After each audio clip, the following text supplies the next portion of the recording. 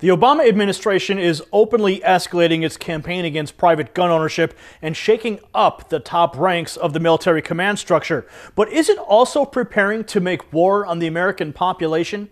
According to a person identified as a former senior military official, the answer to that shocking question is yes. World-renowned educator and human rights activist Jim Garrow says that the source is a man regarded as one of America's foremost military heroes. He told him that President Obama is using a new litmus test for determining who will stay and who must go among top-ranked military leaders. That test is whether they will fire on U.S. citizens or not. Dr. Garrow says that his source made the disclosure in order to sound the alarm over the administration's plans, but while Garrow will not yet reveal the identity of the source, it's important to note that Dr. Garrow himself is a man of considerable accomplishment. He is the founder of the Bethune Institute, which has established hundreds of schools throughout China. 3 years ago, he was nominated for the Nobel Peace Prize for his work through a group called Pink Pagoda, which combat gendercide in China. That is, the practice of rescuing baby girls who had been abandoned or targeted for infanticide because of the government's one-child policy. He was personally involved in helping to save the lives of more than 50,000 children in China. Dr. Garrow, we'll talk about your source in a moment, but first, could you please explain what exactly is this new litmus test being used by the Obama administration? Well, I think what's been expressed to me is that officers at the highest level are being asked a hypothetical question in which they're asked, would you be able to follow your oath of office and follow the command structure and the orders given you by someone in a rank above you, up to and including the commander-in-chief, if a scenario developed where a group of people would not submit and lay down their arms when ordered to, could you find yourself obeying the order to fire on American citizens? That was what was presented to me. Now, Dr. Garrow, your source is someone who is considered a legend in the U.S. military. Could you please describe how you met him, why we should believe him, and why he contacted you to describe this so-called litmus test? Well, years ago, I used to sit on the board of a magazine out of Washington, D.C., named Crisis. It was a Catholic magazine. And through that involvement, I got to know people like other board members. William Bennett, he was Secretary of Education. Zbigniew Brzezinski, Alexander Haig, Bill Simon, who signed the dollar bill. These are the sorts of people that I got to know. And so as a result of associating with them, I was introduced to this gentleman who at that time was, in fact, still in the military at the highest rank. And it was during my traveling across the country that I ended up spending a night at his home and got to know him fairly well and was in fact introduced at a football game, I guess the homecoming game of his alma mater, where he was I guess the honored guest. And when he got up to speak, he dragged me up to the podium with him to introduce me. He was that kind of person, not putting himself in the forefront, but always considering others. So I held him in high esteem then, and when I received a phone call from him expressing real concern about what he had just heard from an officer that he had brought into the military and encouraged to get into the military as a young man, who had also risen up high in the ranks, and explained to him that he was being forced into submitting to this litmus test, and frankly he had failed and had resigned his commission. So he had called this gentleman to let him know what had happened. And the gentleman who phoned me knew that the message needed to go out. It was a serious, what he felt, breach of the Constitution of the United States and the Second Amendment. So your source heard it from another gentleman who it was actually applied to, who then resigned his position. Yes, yes. Okay, so now let's talk about the Counterterrorism Center for a moment, because at West Point, they've published a paper identifying so-called anti-federalists as domestic terrorist threats. Do you believe that similar views inspired the Obama administration's litmus test? Well, you have to, I think you have to understand, and I know you do full well, but the audience should understand that the way Obama does things is he always speaks to his own narrative. They speak to their own philosophy. They support their own belief system, their own worldview. So everything you see him doing is setting up a reinforcement of his belief. And I believe that is a socialist Marxist belief. And that is what he is doing when he says, I'm going to take away your guns because look at the awful situations. Well, it's his political minions who have said quite clearly, you never let a crisis go to waste. And what you are seeing is that he's doing just that, taking crises and making them to his own advantage and manipulating even children to the point that his point is being made. So you're saying that even in the case of Sandy Hook, he's taking advantage of those children who were brutally murdered in that grade school, and he's taking their deaths and using them to his advantage to follow through with his agenda? Yes, and the agenda is about controlling the American public. It has really nothing to do with guns, although with his obligation, the debt obligation that America has, China is quite concerned that behind every blade of grass, as Yamamoto said, there will be a gun. And they do not want to have to face the ire of the American public. I think once they understand that Obama is selling out the natural resources of the country. And by the way, these are all parts of the discussion that I had with this. And I want to get into that in a moment. I want to talk about China and the debt, because I know you have a very unique perspective on that working there.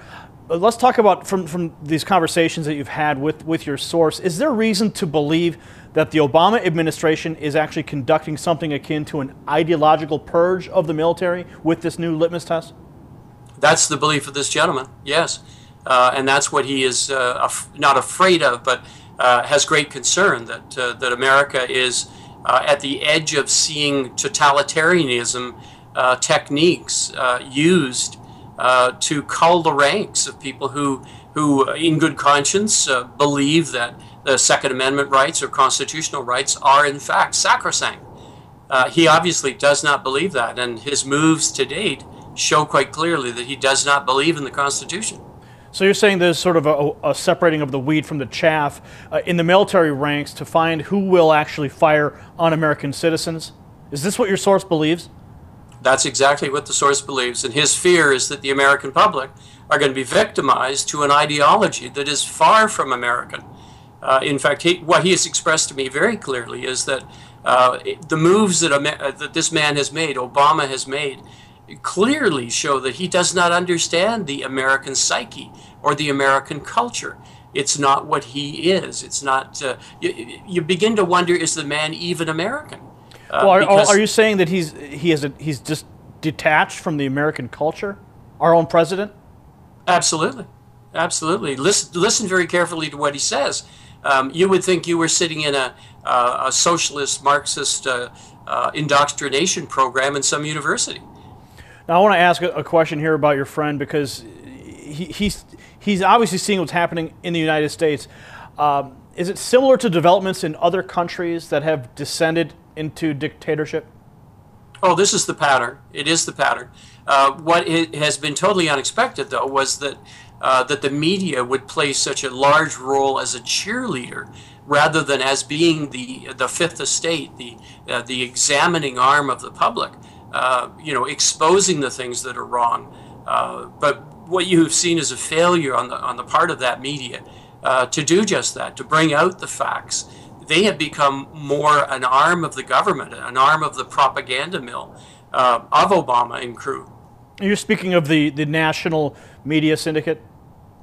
Yeah, the mainstream media, I think you call them. Well, let's talk about the dictatorship for a moment, because the American people probably don't see what could be this dictatorship. Do you think that this dictatorship is simply wrapped in the red, white, and blue, Chevrolet, apple pie? Well, it seems to be, but the moves themselves, never listen to the words of Obama. Watch what he does. If you're sucked into believing the rhetoric, believing the propaganda, then what you're doing is you're looking at the left hand while the right hand's stealing your pocket, stealing what's in your pocket. And that's quite deliberate. It's a Barnum Bailey huckster style, and that's what you see with Obama. He very clearly is one of the great communicators when he's got his teleprompter working, and so there's magic there. But the minute you start to watch what he does, you put aside the rhetoric, watch what's done. The two are antithetical to one another. And his voice of reason and his patriotic stance just fades. Doctor, in his second inaugural address, Obama finally abandoned any pretense of moderation, openly embracing collectivism and treating the Constitution as a quaint relic. Does this suggest that he has consolidated power to the point where he can be candid about his ideological intentions? Yeah, it's interesting when you looked at when he ran for election the first time, and then somewhat differently in the second occasion. The first time he was selling something, and he was selling sizzle all over the place. He used the great rhetoric and the great words that bespoke patriotism and love of family and love of just America generally. He spoke those things, but now that he's no longer trying to sell something, he is now in a position where he can ram whatever he wants through. And so now what you're seeing is the beginning signs of a despot.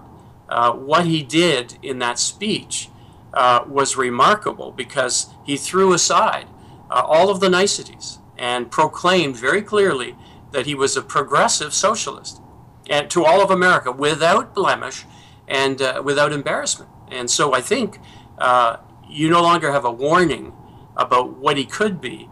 You now have full in your face a declaration of what he is. Doctor, if America's turn towards dictatorship is as advanced as your source believes, why hasn't the national media warned the public about the danger?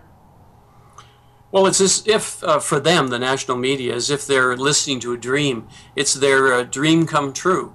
It's what they practiced. It's what they learned when they were in journalism school, when they went to university and they learned to become socialists and Marxists. The dogma that they're hearing is one that they're well versed in, they believe in totally, and Obama is merely their spokesman. So why would you question something that was in fact the thing that you really believed in? Obama is presenting a lifestyle, a worldview that is totally different than the good Christian parent, father of a family, who is just as fresh as apple pie and ice cream. That's no longer what you're seeing. He's thrown it aside, and the cheerleaders now, instead of examining very carefully what he has said in the past, which is entirely different than what he is saying and proclaiming now, if they really examined it and showed the public that they in fact could be what they should be, the safeguarders of liberty, you'd see a different reaction. But in fact, they are, at the best, to describe them would be to say that they're cheerleaders for Obama and apologists. In your career as an educator, Dr. Garrell, you have worked with the children of high-ranking Communist Party officials in China. You know many members of the country's ruling elite on a very personal basis. Do you see any similarities between their worldview and that of the Obama-era administration? Yes, but if this was a mutual admiration society where the communists and the socialists in China were looking at Obama and thinking, wow, isn't it wonderful that this new American leader is bringing the communist revolution to his own country? That'd be one way to look at it. But in fact, it is only Obama's view of China and the socialism there and the communism there, the collectivism, now that the word is out, progressive collectivism. In his view, that is admirable. That is something to be looked not only at, but copied and brought into being in America. But the Chinese have a totally different view of Obama himself personally, who they call Monkey Man, by the way, on the street, and they deride him. He's held as a joke he's also looked at as a traitor because very much the communists believe in one thing: you're loyal to your country, and they see him as a traitor to his own country. So there is no respect. Obama loves China. He loves what he sees there. The Chinese do not like, in fact, they despise Obama. So the average Chinese citizen on the street believes that our president is a traitor to the United States. Yes, yes, absolutely. The ones who understand the ideology of capitalism and the ideology of a free republic, and you know, studying the work of the founding fathers of the United States and the Federalist Papers, because they do, by the way, in their classes, take this in universities. They understand what really is America. And when they see what's going on with Obama, they see just a repetition of what has gone on in China. So there is no honor to their way of thinking in what Obama is doing. Now I want to talk about the economy for a moment, because the U.S. government has borrowed more than $1 trillion from Beijing in order to fund its operations.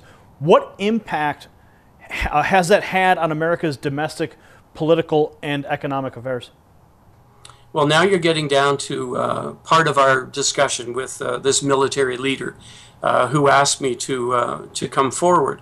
And his fear is that very much because, you know, it's the piper picks the tune, and the person who holds the purse strings, the debt of America, is the one calling the shot. So China very much wants America to be disarmed. That's first and foremost.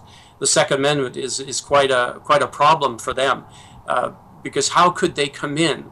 How could they assess, as they have, by the way? In 2011, there were two groups from the Bank of China and from the Industrial and Commercial Bank of China, who came into the United States looking at the resource sector and giving valuations in oil and coal and natural gas, and places like Kansas, you know, the breadbasket of America, putting valuations on it, looking at settlement of the debt of the United States to China. So now you're talking trillions of dollars of debt, indebtedness, and their mission at that point in time was to find out, hey, what are the values that we can place on this? Obama has allowed a number of special economic zones to be set up, very much like Shenzhen, China, with Chinese nationals. And they're there for very good reason, and at the invitation of Mr. Obama. But in the end, it is a sellout of America and American resources, because that is what China wants. It needs clean coal, which they do not have, and America has it in abundance. They need oil, which an oil, of course, is in abundance all across the United States and out into the Gulf. Now, China needs that, and the debt can never be repaid. Well, let me ask you this about, because if the debt can never be repaid, is China concerned with the American citizens rising up and overthrowing the United States government because of the Second Amendment, therefore the debt would never get paid? Well, they're afraid that the promise made to them that they will be allowed to have the resources, oil, gas, and coal, and then farming ability, that they'll be allowed to have that in exchange for payment of the debt. They're afraid that an armed American citizenry would rise up and wouldn't stand for it, and they don't want a war. I understand. Now, Dr. Garrow, why does your source wish to remain anonymous? Does he ever intend to go fully public with his identity? At this point in time, I don't think he does, but he's also being very careful, because the fact that this has gone out, the fact that it's become viral on the internet, for example, there are detractors, there are people who say it's false, but apart from that, there are people who are waking up. This is an encouragement to the military personnel. This is an understanding on their part that it's going to be okay to resign commissions, or okay to wait and stand firm. And that's the message that needs to go out. Doctor, with all the talk of gun grabs and states stepping up to nullify federal laws like Obamacare, do you see this litmus test as a prelude to a civil war? I think the American public, if they really knew what was going on, they would be preparing for a civil war, and Obama is quite surprised, and the socialists in Washington are very surprised at the reaction of the American public, who have gone out of their way to armor themselves and arm themselves to an unbelievable degree. They did not think that this would take place. And so I believe that they're quite fearful that the American public is now even more able to rise up and toss off a government that is repressive or headed toward dictatorship. Doctor, with your international work in China with pinkpagodagirls.com, you've rescued over 50,000 children. How can people track your progress and support your efforts? Well, there's an ability for them to give if they feel like God is leading them to give at PayPal. If you look us up, we're Pink Pagoda LLC. Pink Pagoda LLC. If they feel that they want to do that, we don't encourage giving because we are a business and God has granted us great profitability. So we pour our resources into our work for Pink Pagoda Girls. But thanks for asking. Appreciate that.